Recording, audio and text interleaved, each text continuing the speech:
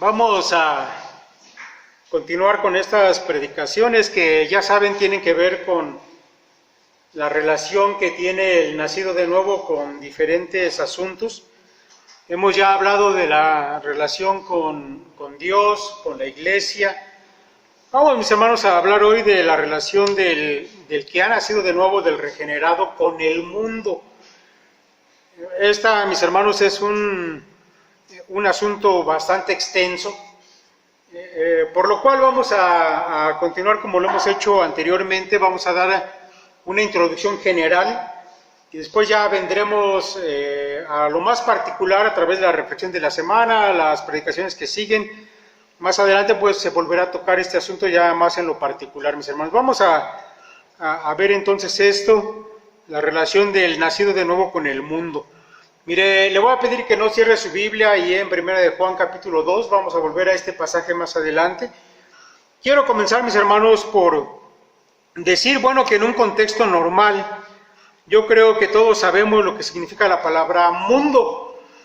Sin embargo, a pesar de eso, bueno, fui allá al diccionario de la Real Academia de la Lengua Española y busqué pues algunas acepciones que maneja este diccionario.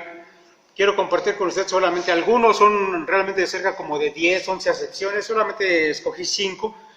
Escuche lo que dice la Real Academia, dice: el mundo es el conjunto de todo lo existente. Número 2, conjunto de todos los seres humanos. Número 3, sociedad humana. Número 4, ambiente en el que se mueve una persona. Número 5, planeta del sistema solar donde habitan los seres humanos, etcétera. Sin embargo, mis hermanos, como hoy vamos a hablar de esta palabra, pero en el contexto bíblico, yo debo decirles que en la Biblia, hablando más específicamente del Nuevo Testamento, la palabra que encontramos en nuestra Biblia, traducida como mundo, pero que realmente es la palabra griega cosmos, es un término que tiene una historia en su desarrollo, porque originalmente no significaba mundo. Este es un uso que hace la Escritura exclusivamente de esta palabra. Mis hermanos, podemos decir que este vocablo cosmos tiene una historia hasta cierto punto trágica, que va a venir a desembocar, mis hermanos, en un significado completamente diferente al que se le daba en su uso normal en aquellos tiempos. Mire, la palabra griega cosmos originalmente significa, y le voy a leer un par de acepciones del léxico griego-español de Joseph Taylor, que es un lingüista muy reconocido, muy prestigioso. Dice él que cosmos significa un acuerdo o constitución apta y armoniosa. Significa orden, gobierno. Número 2, también significa ornamento, decoración o adorno. Así que la palabra cosmos, mis hermanos, tiene que ver más bien con armonía, con orden, incluso con belleza. De esta palabra deriva la palabra cosmético, por ejemplo. ¿Sale? Pero, mis hermanos, cuando llegamos al texto bíblico, en concreto el Nuevo Testamento, la palabra adquiere un significado completamente diferente y de hecho se va a utilizar para definir una doctrina completa, para hacer referencia, mis hermanos, a la doctrina, escuche esto, del sistema que en este planeta se opone a Dios y que ha sido creado por el antidios, es decir, Satanás. Mire, escuche por favor lo que dice el erudito Louis Sperry Chafer en su teología sistemática cuando habla acerca de la palabra cosmos. Dice él que se encuentra en el Nuevo Testamento 187 veces y se traduce 186 veces por la palabra mundo. Ahora, dice él, los lexicógrafos están de acuerdo que la palabra cosmos quiere decir orden, regularidad, disposición y arreglo. La traducción de cosmos por mundo es peculiar del Nuevo Testamento y presenta así un concepto enteramente nuevo en el progreso de la doctrina. El desarrollo etimológico es el siguiente, dice Schaffer. Dice, de lo que representa orden en el arreglo de cosas, se pasa a pensar en la humanidad en relación a esas cosas. Y después de la caída del hombre, se piensa de él como separado y alejado de Dios, por cuanto ahora está bajo la autoridad de Satanás. Si estudiamos con cuidadosa atención los 186 usos de cosmos, dice Schaffer, traducido por mundo, encontraremos que donde se trata de valores morales, siempre se indica una manifestación de la autoridad o influencia satánica. El concepto neotestamentario de el mundo es que éste se opone a Dios como la mundanalidad se opone a la espiritualidad. Mis hermanos, sin duda que la historia de esta palabra es interesante, de significar algo armonioso, ordenado, etcétera, pasa a significar en el Nuevo Testamento un sistema opuesto a Dios, que rechaza a Dios. Mis hermanos, vamos a ese texto de 1 Juan capítulo 2, en el cual ya tienen abiertas sus Biblias, y quiero que pongan atención en el versículo 16. Voy a explicar después dos cosas de este verso rápidamente. Allí dice el apóstol Juan, porque todo lo que hay en el mundo, los deseos de la carne, los deseos de los ojos y la vanagloria de la vida, no proviene del Padre, sino del mundo. Ahora, mis hermanos, no solamente encontramos aquí que el mundo es antagónico al Padre. Ya se dio cuenta, dice ahí, que todo lo que hay en el mundo no procede del Padre, sino del mundo. Es decir, hay una separación, hay un antagonismo, son contrarios. Pero no solamente encontramos eso, sino que también vamos a encontrar en este párrafo, mis hermanos, una referencia al origen de ese antagonismo. Porque tal vez usted esté pensando cómo es que si este planeta en un comienzo fue creado todo por Dios, llegó en algún momento a ser opuesto a Dios. ¿De dónde viene esta separación? Bueno, mis hermanos, en este texto de Juan vamos a encontrar una referencia que nos lleva hasta el huerto del Edén mismo. Cuando Juan dice todo lo que hay en el mundo, y a continuación menciona tres cosas: los deseos de la carne, los deseos de los ojos y la vanagloria de la vida, pues él está, mis hermanos, haciendo referencia a la tentación de Eva por parte de la serpiente antigua. Usted sabe que esa serpiente es Satanás. Ahora, ya en Génesis, mis hermanos, es necesario que vayamos a este texto, capítulo 3, verso 6 de Génesis, donde vamos a encontrar algunas cosas muy interesantes y donde casa esta referencia que hace Juan. Dice ahí el texto bíblico: y vio la mujer que el árbol era bueno para comer. Tres cosas que va a decir respecto de cómo la mujer vio aquel fruto, aquel árbol. Dice que en primer lugar que era bueno para comer y que era agradable a los ojos y árbol codiciable para alcanzar la sabiduría. Y tomó de su fruto y comió, y dio también a su marido, el cual comió así como ella. Ahora, mis hermanos, yo quiero que se vaya dando cuenta que este árbol en un comienzo había sido prohibido por Dios para el hombre. Pero cuando la mujer habla con el diablo, el diablo hace que la mujer comience a ver las cosas de manera diferente. Y entonces aquel fruto, dice aquí la escritura que Eva vio que era bueno para comer. Y esto se corresponde con lo que Juan llama los deseos de la carne.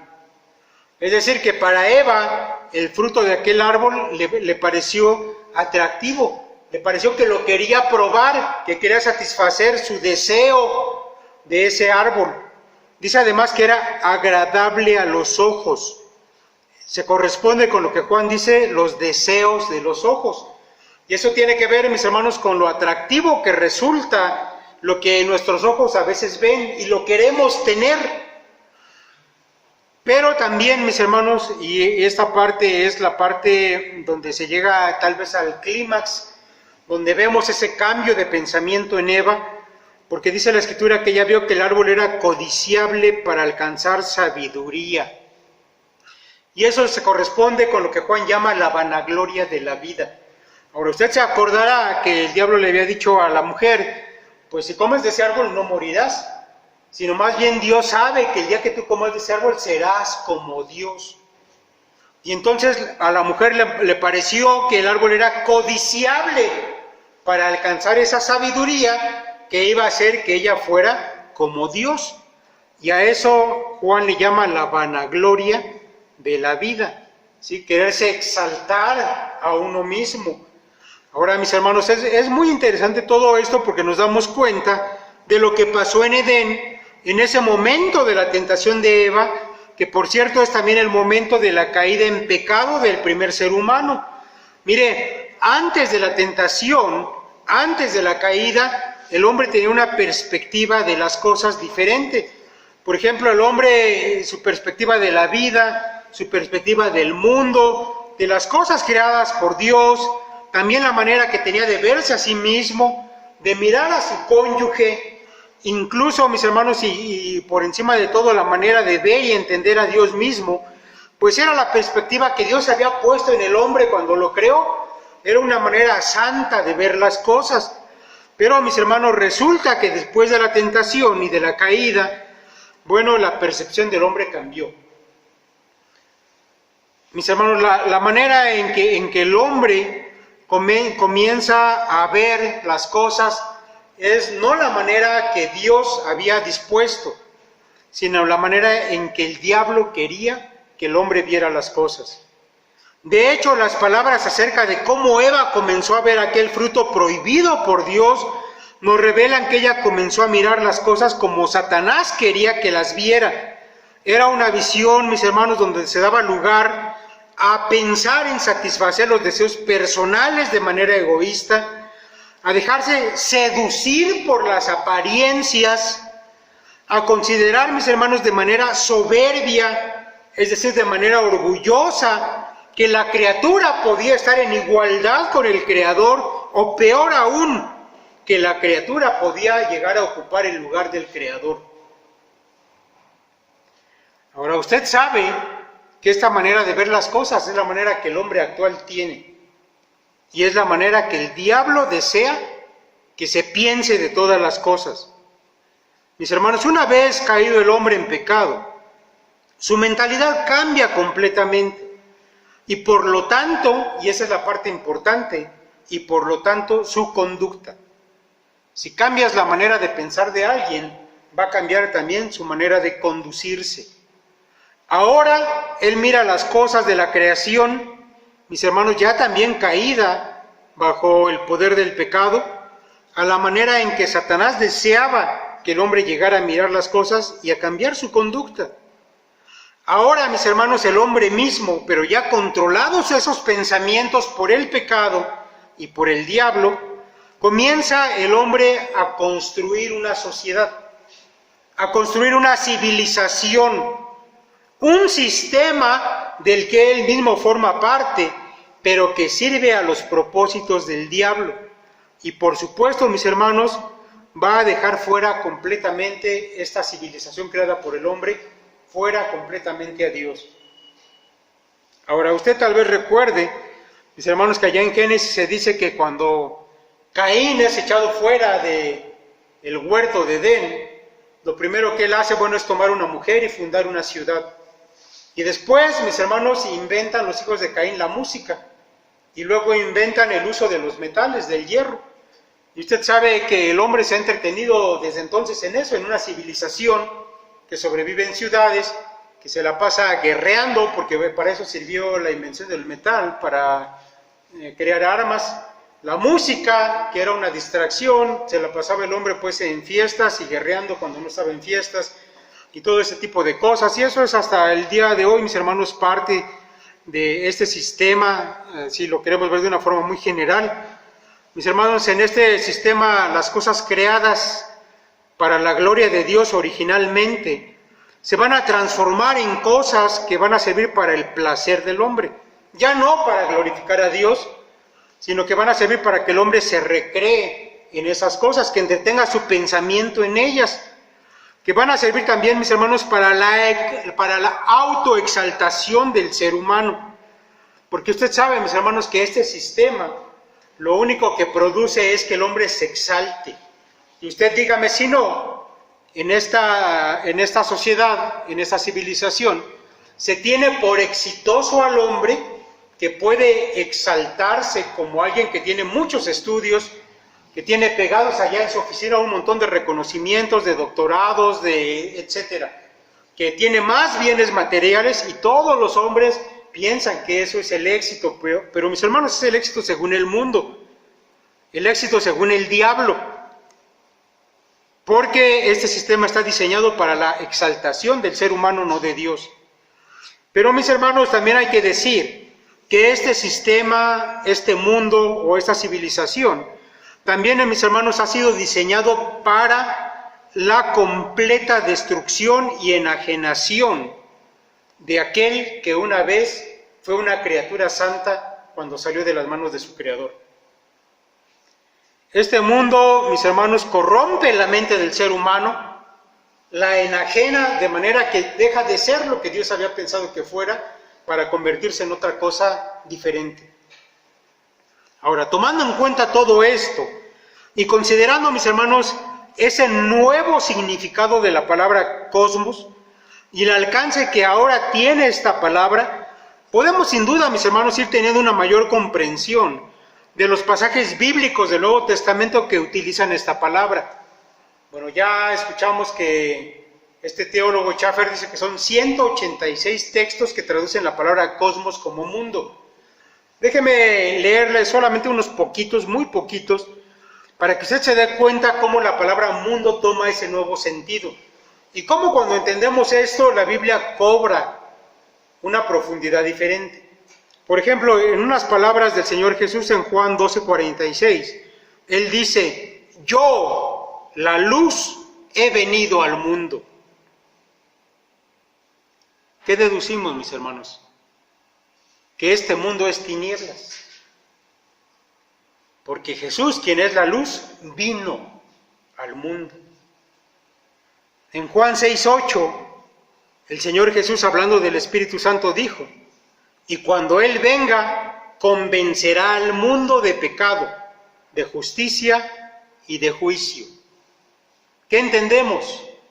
Que este mundo, mis hermanos, por sí mismo, nunca iba a estar consciente de su pecado, de un Dios justo ante el que iba a tener que dar cuentas y del juicio al que iba a estar sujeto. Es necesario que el Espíritu Santo intervenga en este mundo para que logre convencer a algunos que se salven de que son pecadores, que van a dar cuentas delante de un Dios justo y que tal vez sean rescatados del juicio.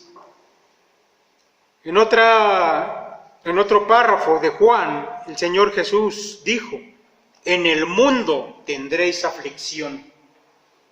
Ahora, si entendemos lo que significa la palabra mundo, sabemos, mis hermanos, que Cristo no está hablando de un sufrimiento común y corriente.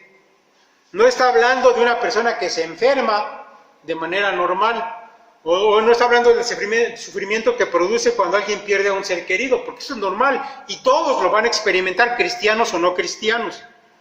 Aquí, cuando Él dijo a sus discípulos, en el mundo tendréis aflicción, lo que Él está queriendo dar a entender es que a causa de que los discípulos ya no son del mundo, el mundo iba a buscar su mal, iba a buscar acabar con ellos, les iba a traer dolor.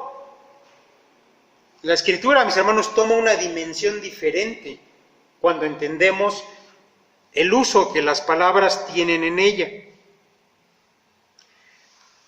Pero, mis hermanos, prosiguiendo con todo esto, debemos nosotros, mis hermanos, decir que para la gente no regenerada, lo único que han conocido toda su vida es el mundo. Así como hemos visto que se usa la palabra en el Nuevo Testamento. Ese significado, mis hermanos, que tomó cuando el hombre cayó en pecado y que se volvió una civilización en contra de Dios. La gente no regenerada lo que ha conocido toda su vida es ese sistema corrupto, ese sistema satánico, donde todas las cosas se miran desde el punto de vista de aquel a quien Jesús dijo el príncipe de este mundo, o que la Biblia llama el Dios de este siglo, es decir, el diablo. La gente ha vivido con su mente cautiva de ese tipo de pensamientos. Pero, mis hermanos, y aquí es donde llegamos a una parte que a mí realmente me conmueve, cuando el apóstol Juan, que es quien más usa la palabra mundo y quien más énfasis hace en ese antagonismo que tiene con Dios, sin embargo, mis hermanos, él también dice estas palabras que impactan, allá en 1 de Juan 4:9, dice él: en esto se mostró el amor de Dios para con nosotros, en que Dios envió a su Hijo unigénito al mundo para que vivamos por él. Se los voy a leer nuevamente, pero de la versión Nueva Traducción Viviente. Dios mostró cuánto nos ama al enviar a su único Hijo al mundo para que tengamos vida eterna por medio de él. Mis hermanos, cada uno de nosotros perteneció al mundo en el pasado. Éramos muertos en vida, éramos condenados a la ira de Dios, íbamos directamente al infierno, pero Dios nos amó. Dios nos amó, mis hermanos, dice Juan, y nos amó de tal manera que envió a su único Hijo a este mundo, que lo odia, que lo rechaza, que lo puso en un instrumento de tortura y se alegró con su muerte. Pero esto, mis hermanos, hizo posible que tú y yo un día pudiéramos nacer de nuevo y tener vida eterna.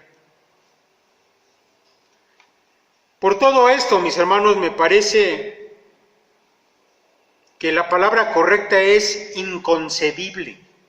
Es inconcebible que ahora nosotros pudiéramos seguir amando a este mundo. ¿No le parece?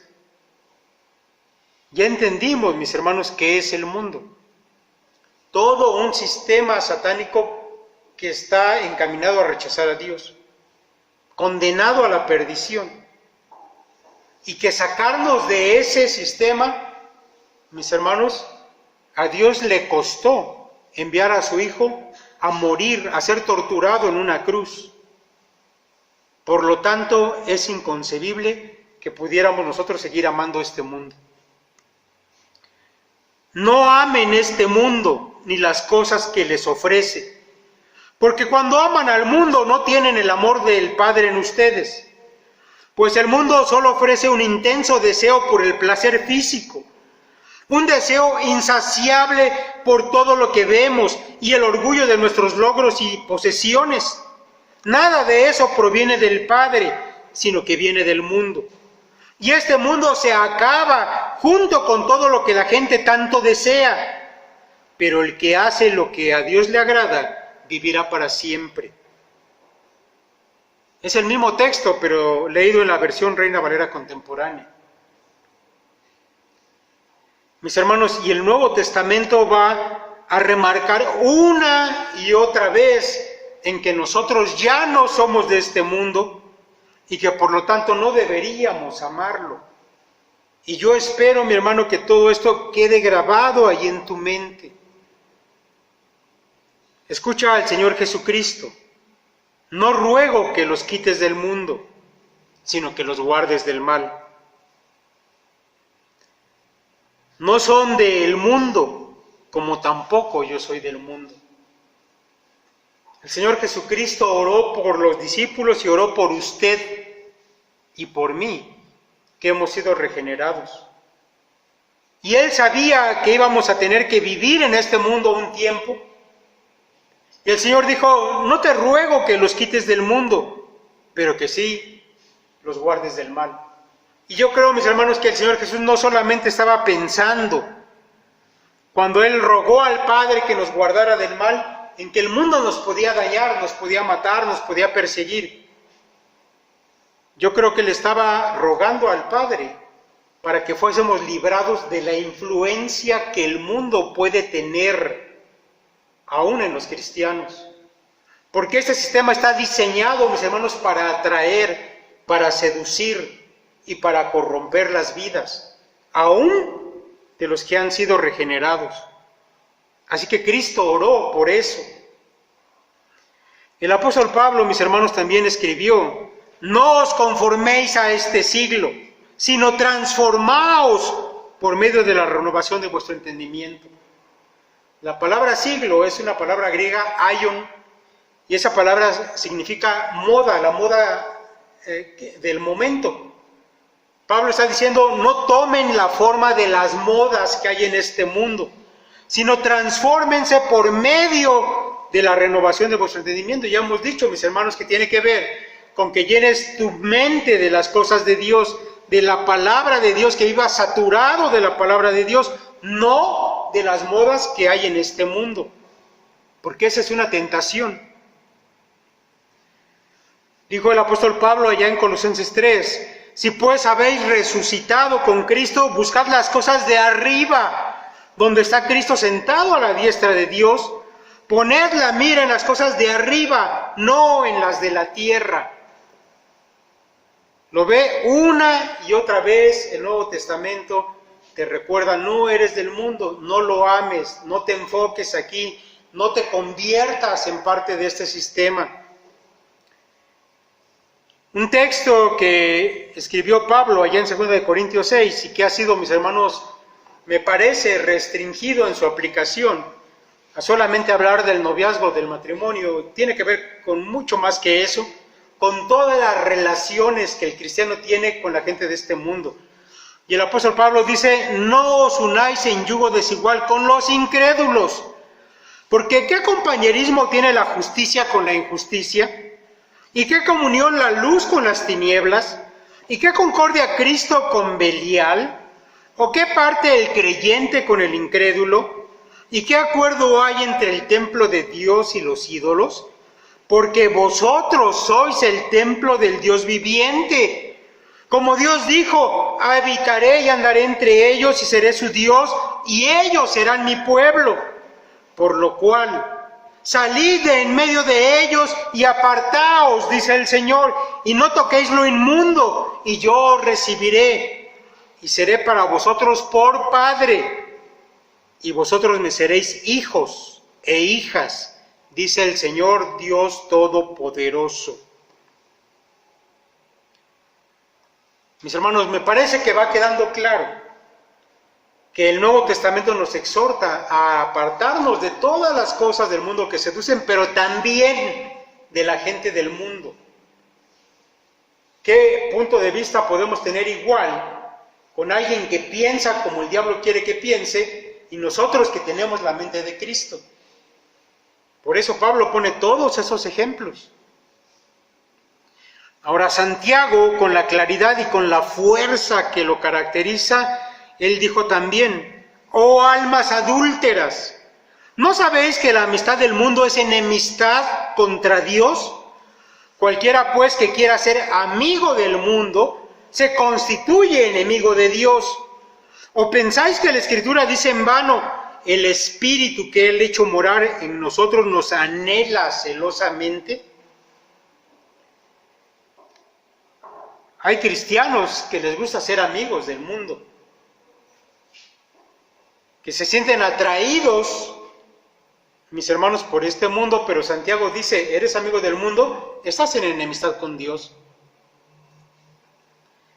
Mis hermanos, si en verdad tenemos la mente de Cristo, si hemos sido regenerados, debemos meditar en profundidad en todas estas palabras. Mis hermanos, debemos incluso aprender estos textos, dejar que entren profundamente en nuestros corazones, porque son las palabras que nuestro Padre ha dispuesto para que sepamos la manera de conducirnos en esta vida. Mis hermanos, la Escritura básicamente nos enseña dos cosas al respecto de nuestra relación con este mundo. Estoy hablando muy en general, ya después iremos a lo particular, pero solamente dos cosas quiero que usted se lleve el día de hoy respecto de cómo debemos conducirnos en este mundo. Mire, en primer lugar, mis hermanos, lo que ya hemos venido machacando, no podemos ya más amar este mundo, no debemos ser amigos de él, no debemos simpatizar con él, no deberíamos asociarnos con la gente de este mundo, participar de sus ideas, ni de su cosmovisión. No podemos tomar sus valores como nuestros, ni sus formas de ver las cosas tampoco. Porque, mis hermanos, cuando eso pasa, entonces el mundo se mete a nuestra cabeza. Nosotros, mis hermanos, debemos vivir en un rechazo constante de las cosas de este mundo. Porque no olvide usted que este sistema ha sido diseñado para atraer. Así como ese fruto que vio Eva y le atrajo y lo vio bonito y era agradable a sus ojos, todas las cosas que hay en el mundo han sido diseñadas de esa manera. Pero, mis hermanos, el diablo sabe que si usted se ve atraído hacia eso y comienza a dejar que esas cosas se metan en su cabeza, él va a lograr que su mente cambie, va a lograr que su conducta se modifique y que usted las cosas de Dios las comience a ver con superficialidad y alejarse de ellas. De manera, mis hermanos, que las cosas que a veces nos parecen inofensivas, como puede ser la música, como puede ser una película, como puede ser un libro, a veces no resultan tan inofensivas. Ya ni hablar, mis hermanos, de tener amigos de este mundo. Porque, dígame usted si no es cierto que muchas veces escucha por allá una nueva canción, de esas que están de moda, y de repente como que se engancha y le gusta, y después la oye una vez y la vuelve a oír y se aprende la letra. Yo he escuchado a gente que se sabe cristiana, que se sabe letras de canciones mundanas y las cantan.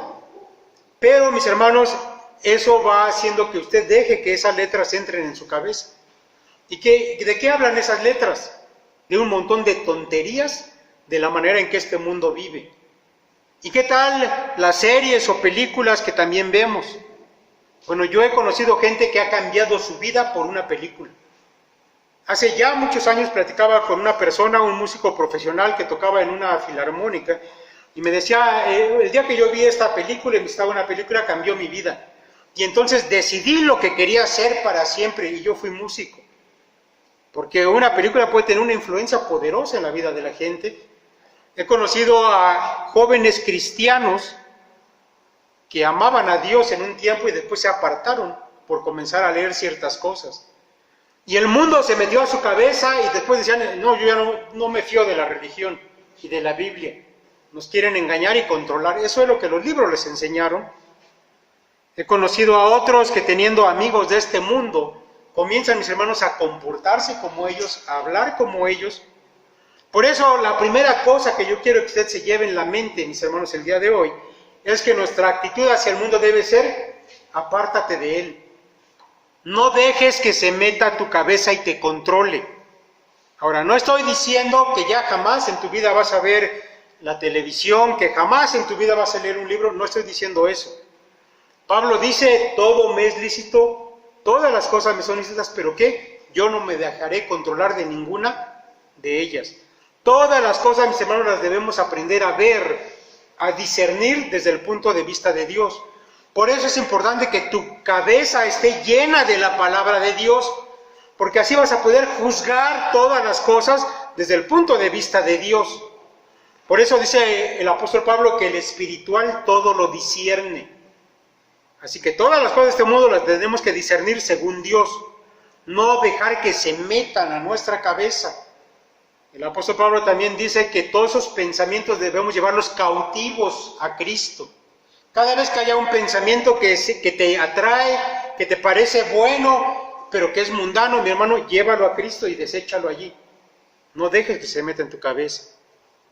Por otro lado, mis hermanos, por otro lado, y número 2, está otra idea que yo quiero que usted se lleve hoy, mis hermanos, y es lo siguiente.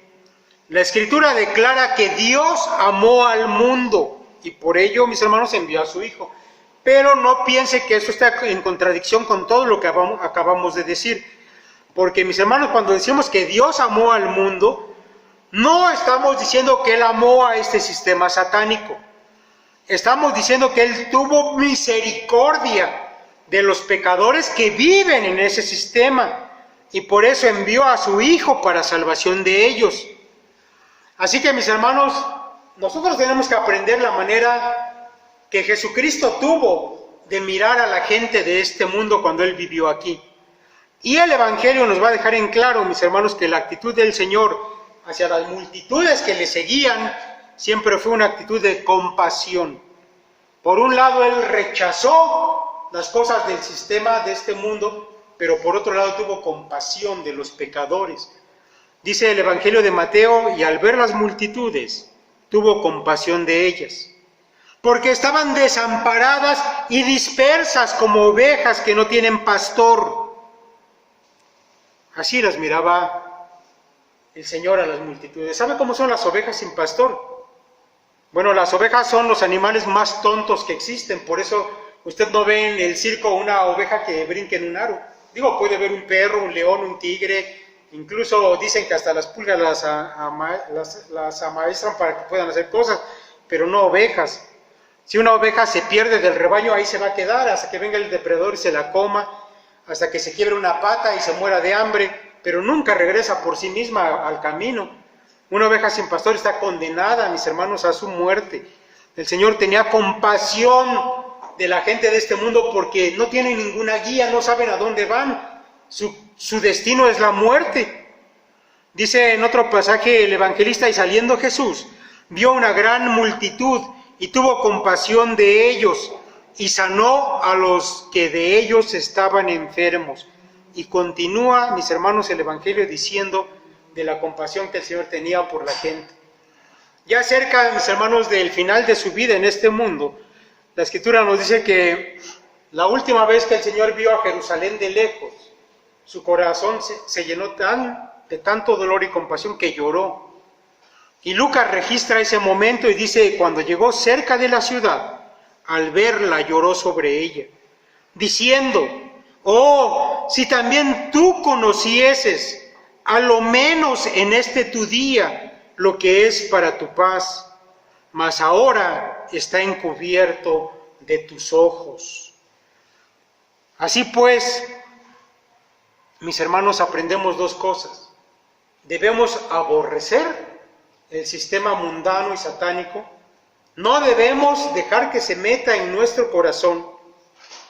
Debemos, mis hermanos, estar saturados de la palabra de Dios para poder rechazar todo eso. Pero por otro lado, mis hermanos, debemos mostrar compasión por los pecadores, porque ellos van hacia la perdición. Y debemos, mis hermanos, buscar su bien en todo momento. Pero usted sabe que el mayor bien que le podemos hacer a la gente del mundo es predicarles el Evangelio. Porque esa, mis hermanos, es la visión de Cristo de este mundo. Y esa es la visión que nosotros también debemos tener. Vamos a dejar por ahora hasta aquí y nos quedamos con esta reflexión y con este par de cosas. Mis hermanos, que Dios los bendiga. Repasen esta predicación en la semana y el día miércoles esperen, mis hermanos, algo ya más concreto acerca de este mismo tema en la reflexión de la semana. Que el Señor los bendiga.